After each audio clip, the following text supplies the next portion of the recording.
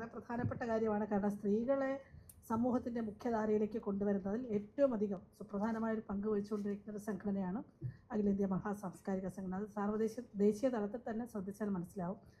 അപ്പോൾ അതുകൊണ്ട് തന്നെയാണ് തീർച്ചയായിട്ടും ഇവിടെ ഏറ്റവും അവസാനം സൂചിപ്പിച്ച ആശാസമരത്തിൽ സംസ്ഥാനമെമ്പാടും ഈ സംഘടനയുടെ വനിതാ പ്രവർത്തകരാണ് എല്ലാ ജില്ലകളിലും ആശമാരെ സംഘടിപ്പിക്കുവാനും അവരെ കരുത്തുള്ളവരാക്കി മാറ്റാനും 8.5 മാസം ഈ തെരുവിൽ മറ്റൊരു ആളുകൾക്കും വലിയ കൊടികെട്ടിയ രാഷ്ട്രീയ പ്രസ്ഥാനങ്ങൾക്ക് പോലും അസാധ്യമെന്ന് കരുതുന്നൊരു കാര്യം ചെയ്യാൻ സാധിച്ചത്. അപ്പോൾ അതിൻ്റെ പിന്നിൽ വലിയ പ്രവർത്തനമുണ്ട്, വലിയ പ്രയത്നങ്ങളുണ്ട്.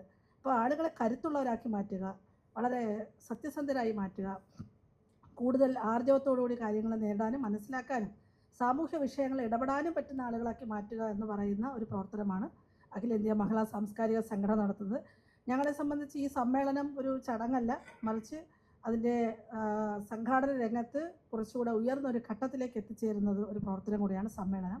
അതുകൊണ്ട് സമ്മേളനത്തിന് ശേഷം തീർച്ചയായും സമ്മേളനവുമായി ബന്ധപ്പെട്ട് സംസ്ഥാനമെമ്പാടും കഴിഞ്ഞ മാസങ്ങളായി വലിയ പ്രവർത്തനങ്ങൾ ഏറ്റവും ഗ്രാമങ്ങളിലും അരികുവൽക്കരിക്കപ്പെട്ട ആളുകളുടെ ഇടയിലും ആദിവാസികളുടെ ഇടയിലും മത്സ്യമേഖലയുടെ ഇടയിലും ഒക്കെ നടന്നുകൊണ്ടിരിക്കുകയാണ്. അവിടെ നിന്നുള്ള ജീവിത പ്രയാസങ്ങൾ, ആളുകളുടെ ജീവിത പ്രയാസങ്ങൾ, പ്രത്യേകിച്ചും സ്ത്രീകൾ ഇന്ന് തൊഴിൽ മേഖലയിൽ വളരെ വലിയ കൂടുതലാണ്. അതെല്ലാം നമുക്ക് പരിശോധിച്ചാലറിയാം. ഇപ്പോൾ ASHA worker, anganwadi, mid day meal, മത്സ്യബന്ധന മേഖലകൾ, കൈത്തറി തുടങ്ങിയ എല്ലാ മേഖലകളിലും ഹരിതകർമ്മസേന ഇവിടെയൊക്കെ സ്ത്രീകളാണ് പണിയെടുക്കുന്നത്. അവർ വളരെയധികം ജീവിത പ്രയാസങ്ങളിലൂടെയാണ് മുന്നോട്ട് പോകുന്നത്.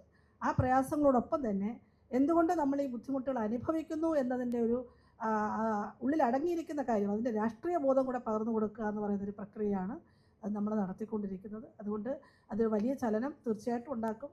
വരും കാലങ്ങളിലെ പ്രക്ഷോഭങ്ങൾക്ക് അതൊരു മുതൽക്കൂട്ടാകുമെന്ന് തന്നെയാണ് ഞങ്ങൾ പ്രതീക്ഷിക്കുന്നത്.